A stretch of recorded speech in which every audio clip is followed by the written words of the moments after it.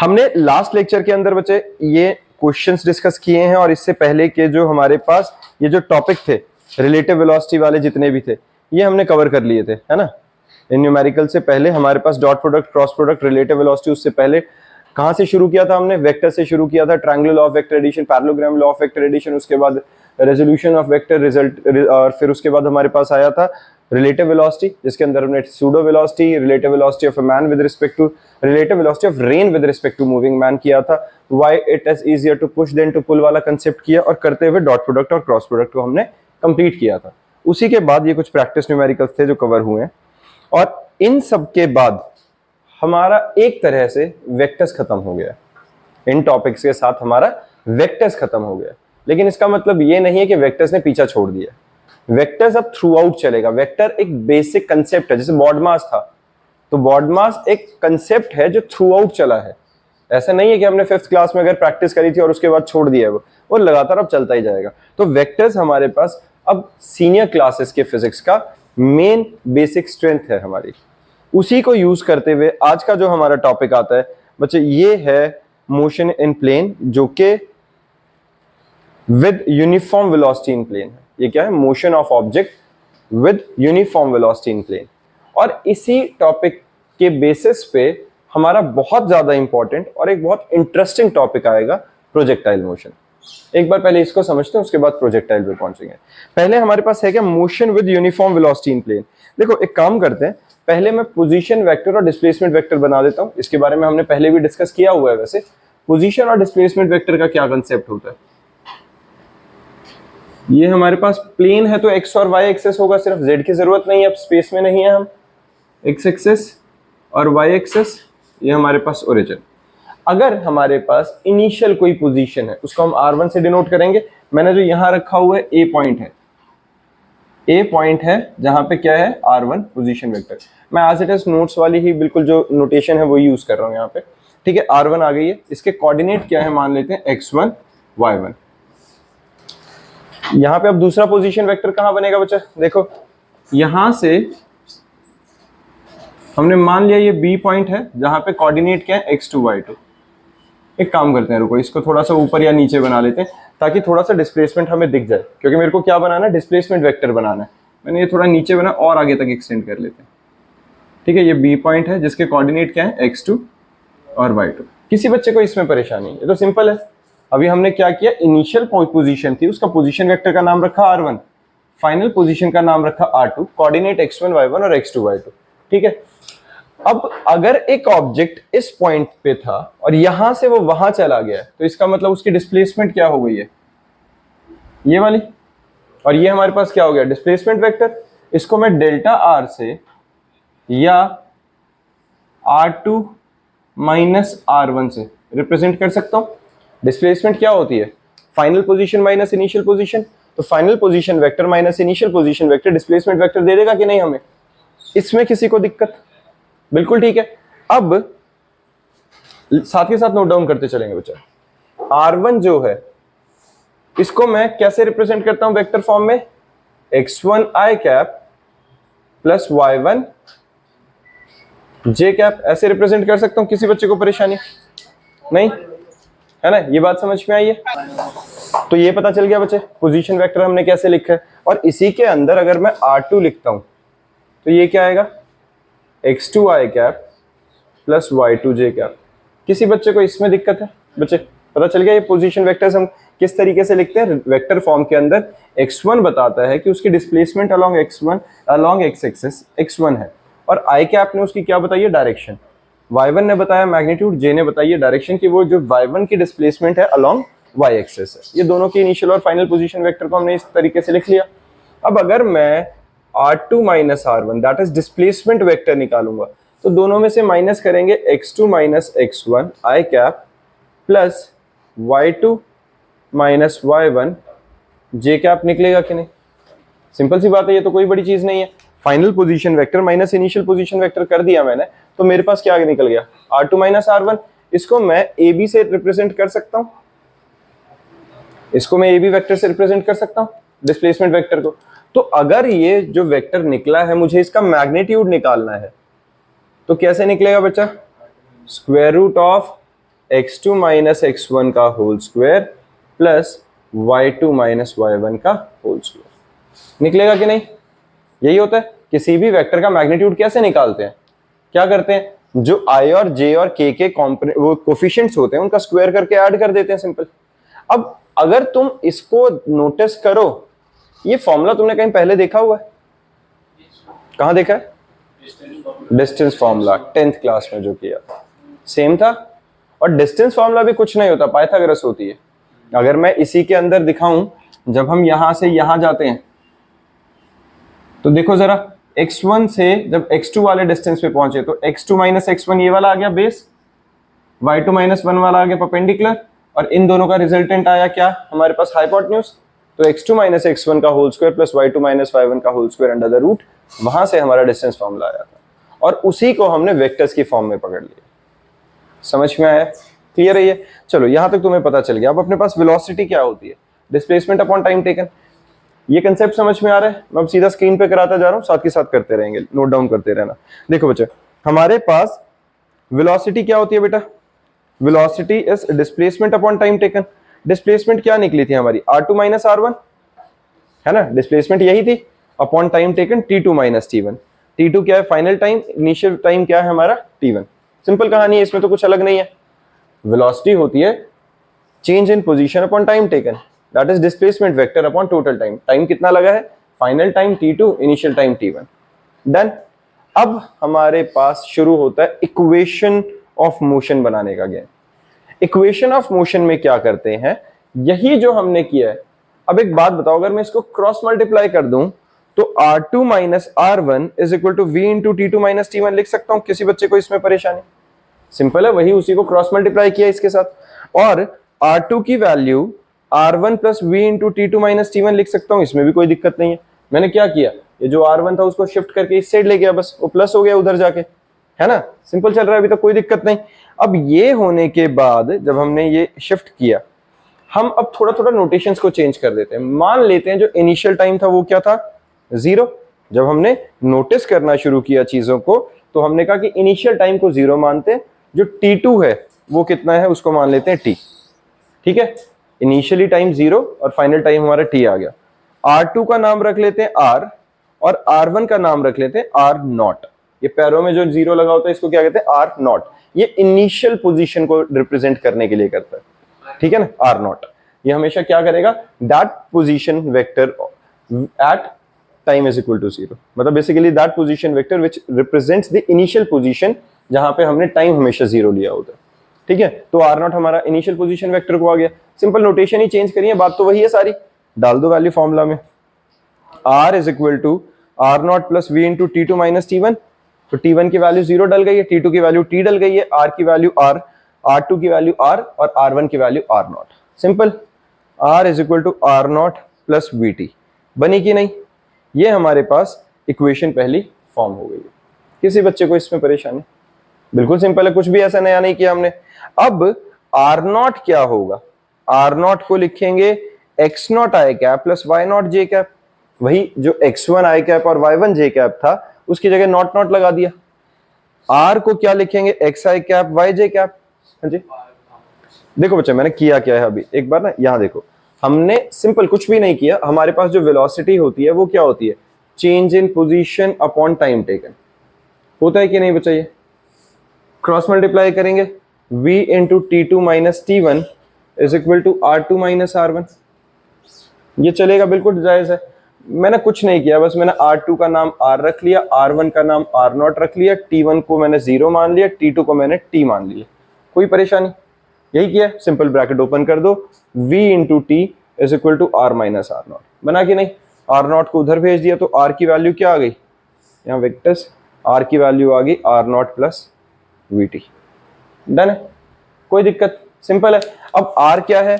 हमने r2 को माना था x2 i cap y2 j cap. अब मैं r अकेला लिख रहा हूं तो xi cap plus yj cap लिख लेते हैं।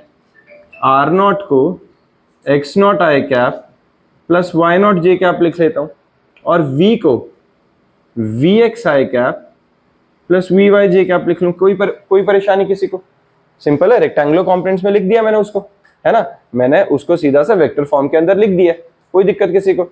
अब यही सारी वैल्यूज अगर मैं यहां सब्स्टिट्यूट कर देता हूं, मैं क्या कर रहा हूं, यही सारी वैल्यूज यहां सब्स्टिट्यूट कर रहा हूं, तो देखो यही बन रहा है, ध्यान से देखना इस वाली इक्वेशन में एक्स आई कैप दिख रहा है यहां पे, x i cap plus y j cap is equal to x naught i cap y naught j cap plus v x i cap v y j cap into t. ध्यान दो इस पे, ये सेम उसी के अंदर बस ये सारी वैल्यू सब्स्टिट्यूट करी है मैंने, और तो कुछ नहीं किया।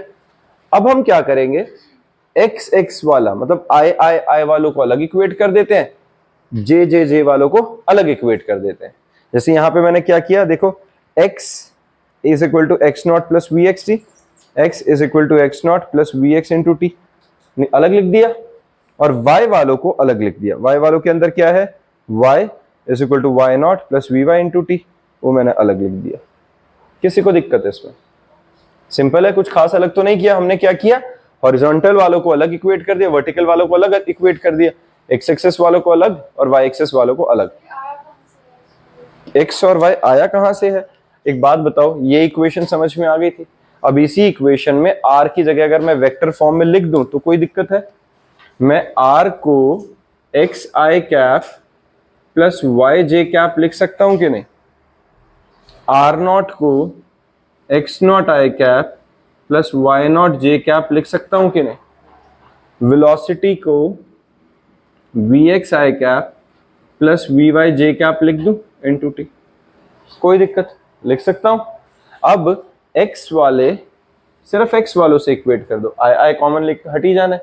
एक तरह से मैं i के कोफिशिएंट्स को इकट्ठा इक्वेट कर रहा हूं और j के कोफिशिएंट्स को अलग से इक्वेट कर रहा हूं, तो ये क्या आएगा, x i cap is equal to x naught plus v x t, सिर्फ डायरेक्शन दे रहा है और जे है ना।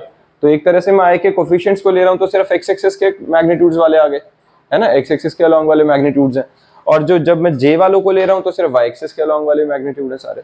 तो यहाँ पे हमारे पास क्या है, अब जे के लिए वाई के लिए क्या है, y is equal to y naught plus v y t. किसी बच्चे को इनमें परेशानी? हाँ जी, कोई दिक्कत, परफेक्ट है। अब एक बात बताओ, यहाँ पे हमारे पास दो इक्वेशंस बन गई है, तो मैं क्या करूंगा, एक इक्वेशन से टाइम की वैल्यू निकाल के दूसरी इक्वेशन में सब्स्टिट्यूट कर दूंगा। हमें क्या करना है, किसी एक equation x is equal to x naught plus v x t वाले से टाइम की वैल्यू निकालो। क्या निकला, x minus x naught by v x, निकल गई ये वैल्यू। और इसको जो y वाली इक्वेशन थी, y naught plus v y into t, t की जगह सब्स्टिट्यूट कर दो। किसी को परेशानी इसमें? मैंने क्या किया बेटा, जो फर्स्ट इक्वेशन थी उसे टाइम की वैल्यू निकाल ली। कैसे निकला, x minus x naught divided by v x t निकला कि नहीं। इसको जो हमारी सेकंड इक्वेशन थी y is equal to y naught plus v y t, उसमें t की जगह ये वाली x वाली वैल्यू सब्स्टिट्यूट कर दी, और ये जो हमारा आंसर आता है इसको हम क्या कहते हैं, इक्वेशन ऑफ मोशन। इसको हम क्या कहते हैं बेटा, इक्वेशन ऑफ मोशन, जो कि हमें देता क्या है, इक्वेशन ऑफ पाथ। क्या देता है, equation of path. Equation of path का मतलब क्या हुआ कि जब हमारा कोई ऑब्जेक्ट, जब हमारे पास कोई ऑब्जेक्ट यहां ए से बी पे अगर मूव कर रहा है तो इस पाथ पे मूव करते हुए वो किस तरीके से मूव कर रहा होगा, वो एक इक्वेशन जस्टिफाई करती होती है। तो इसी की इक्वेशन हमने ये निकाल ली है। कोई परेशानी समझ में आई? जब हमने टी की वैल्यू फर्स्ट इक्वेशन से निकाल के दूसरी वाली में सब्स्टिट्यूट करी, एक्स वाले से टी की वैल्यू निकाल के वाई वाले में सब्स्टिट्यूट करी, तो सब कुछ एक लीनियर इक्वेशन के फॉर्म में जो हमें मिल गया वो हमारे पास यहाँ लीनियर है। हर बार लीनियर हो जरूरी नहीं है, वो डिपेंड करेगा टॉपिक के ऊपर, लेकिन जो भी ये रिलेशन आता है ये इक्वेशन ऑफ पाथ हमें दे देता है। किसी बच्चे को दिक्कत है इसमें? डन, सिंपल है। अब इसके बाद हमने क्या किया, हम निकालते हैं अब एक्सेलरेशन। सेम सब कुछ एक्सेलरेशन के लिए। देखो एक्सेलरेशन क्या होता है बेटा, एक्सेलरेशन क्या होता है हमारे पास, change in velocity upon time taken, यही होता है। किसी बच्चे को दिक्कत यही होता है ना, acceleration change in velocity upon time taken, cross multiply v2 minus v1 is equal to a into t2 minus t1। Same step चल रही है, जो हमने वेलोसिटी के लिए किया था वो एक्सेलरेशन के लिए कर रहे हैं। v2 is equal to v1 plus a into t2 minus t1। जो v2 माइनस v1 था, v1 को मैं दूसरी साइड ले गया, बात बन गई। अब वैल्यूज क्या डालेंगे, t2 को मैं t डाल देता हूं, t1 को मैं 0 मान लेता हूं, डन है। इनिशियल वेलोसिटी को मैं u मान लूंगा, जो v1 है उसको मैं क्या मान लूंगा, u x i cap plus u y j cap, और फाइनल वेलोसिटी को हम v से रिप्रेजेंट कर देंगे। जो v2 है उसको क्या लिखेंगे, सिंपल v, जिसको मैं वी एक्स आई कैप और वी वाई जे कैप लिख दूंगा। कोई दिक्कत है ना। जैसे वहां पे x को x0, x1 को x0 माना था, यहां v1 को u मान लिया, क्योंकि हमने 9th क्लास में पढ़ना शुरू किया था, याद हो। इनिशियल वेलोसिटी को हम u से रिप्रेजेंट करते हैं, फाइनल वेलोसिटी को v से रिप्रेजेंट करते हैं। तो जो इनिशियल वेलोसिटी v1 थी उसको मैंने u मान लिया, फाइनल वेलोसिटी को मैंने v मान लिया। और एक्सेलरेशन तो ax i cap plus ay j cap आएगा। तीनों का अगर मैं मैग्नीट्यूड निकालूं तो स्क्वायर रूट के अंदर स्क्वायर करके ऐड कर देंगे, इससे हमारे पास क्या निकलती है, मैग्नीट्यूड की वैल्यू आ जाती है, होता है। अब ये सारी जो हमारे पास वेक्टर फॉर्म थी उनको इस इक्वेशन में सब्स्टिट्यूट करो। v2 की जगह क्या लिख लो, vx i cap plus vy j cap, बिल्कुल ठीक है। v1 की जगह क्या लिख लो, ux i cap plus uy j cap, और एक्सेलरेशन की जगह क्या लिख लो, ax i cap plus ay j cap into t। किसी को दिक्कत, परफेक्ट है। अब ब्लू वाले जो भी हैं इनको इक्वेट कर देते हैं। ब्लू वाले कौन से हैं, जो अलोंग एक्स एक्सिस थे, और जो रेड वाले हैं ये कौन से हैं, जो अलोंग वाई एक्सिस थे। इक्वेट कर दो, vx is equal to ux plus ax into t, vy is equal to uy plus ay into t. कोई दिक्कत, एक तरह से v is equal to u plus at की इक्वेशन बनी है। कौन से वाला बेटा, ये वाला। ये तो मैंने क्या किया है, जब हमने ये क्रॉस मल्टीप्लाई किया तो v2 का नाम रख लिया v, v1 का नाम रख लिया u, एक्सेलरेशन a ही था, इनको वेक्टर फॉर्म में लिख दिया बस। वेक्टर फॉर्म में कैसे लिखा, v को लिखा vx i cap plus vy j cap, v1 को क्या लिखा ux i cap plus uy j cap, acceleration को ax i cap plus ay j cap. उनकी वैल्यू सब्स्टिट्यूट करी, सीधा सीधा x एक्सिस वाले और y एक्सिस वालों को इक्वेट किया। जब हमने इक्वेट किया तो v is equal to u plus at वाली इक्वेशन फॉर्म हुई, और v is equal to u plus at में एक बार v u a x axis के अलोंग थे, एक बार v u a y axis के अलोंग थे, तो दो इक्वेशंस फॉर्म हो गई हमारे पास। सॉर्टेड है। फिर उसके बाद हमारे पास आता है बच्चे एवरेज वेलोसिटी। एवरेज वेलोसिटी का फॉर्मूला क्या होता है, displacement upon time. Average velocity क्या होती है बेटा हमारे पास, displacement upon time, r2 minus r1 over t2 minus t1, और क्रॉस मल्टीप्लाई किया, है ना, इस फॉर्म में लिख दिया। ठीक है, पॉज करना बच्चे। हाँ जी, ये वाली ठीक है बच्चा। एवरेज वेलोसिटी क्या होती है हमारे पास, displacement upon time taken, cross multiply किया सिर्फ। एक और एवरेज वेलोसिटी का फॉर्मूला क्या होता है, initial velocity plus final velocity divided by 2।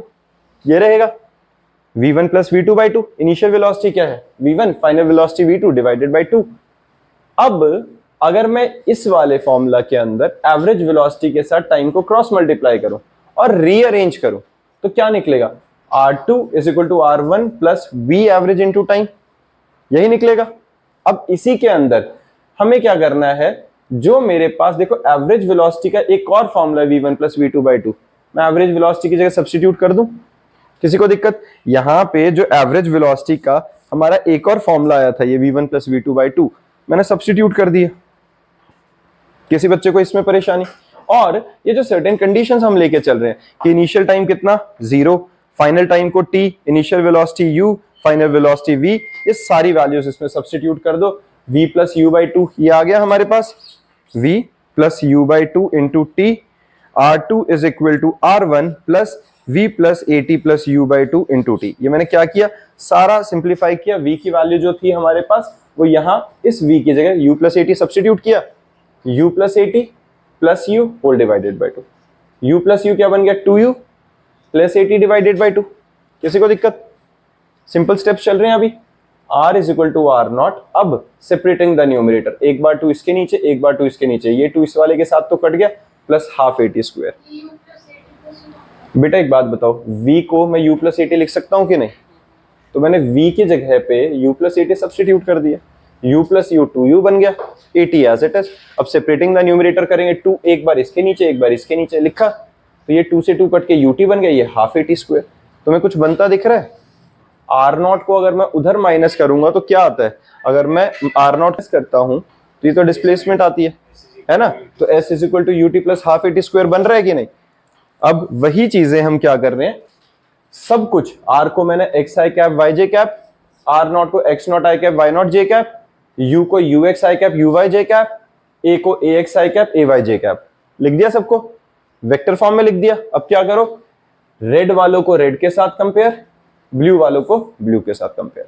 जब मैंने रेड वालों को रेड वालों के साथ कंपेयर किया है तो क्या आया है, रेड वाले कौन से थे बच्चा, जो सारे एक्स एक्सेस वाले थे, और ब्लू वाले कौन से थे, जो सारे के सारे हमारे वाई एक्सेस वाले थे। तो यहां से हमारे पास हमने पूरी डेरिवेशन में जो पूरे रिलेशंस डिराइव किए, हर बार यही किया कि एक्स एक्सेस की इक्वेशंस और वाई एक्सेस की इक्वेशंस को इंडिविजुअली रिलेट करा दिया। ये जो डेरिवेशन है ये एग्जाम में एज इट इज नहीं आएगी, ये एक रिलेशन को डिराइव करने के कंसेप्ट की अंडरस्टैंडिंग के लिए था। इस तरह की चीजों को, ये सारा जो एक्स एक्सिस का अलग और वाई एक्सिस का अलग, इंडिविजुअली मोशन को डिस्क्राइब किया है हमने। एक सिंगल मोशन था जो प्लेन में था, उसको हमने अलग अलग कंपोनेंट्स में ब्रेक करके एक्स के लिए अलग और वाई के लिए अलग, हॉरिजॉन्टल के लिए अलग और वर्टिकल के लिए अलग अलग रिलेट कराया। यही काम हमारा आएगा प्रोजेक्टाइल मोशन में। तो ये जो हमने ये मेहनत करी है, जो आज समझा है, ये सारा नेक्स्ट लेक्चर के लिए किया है, जिसके अंदर हम पूरा प्रोजेक्टाइल मोशन के अंदर इस सबको यूज करने वाले हैं। ठीक है, तो नेक्स्ट लेक्चर में मिलेंगे प्रोजेक्टाइल के लिए। यहां तक सब रिवाइज करके आएंगे। डन।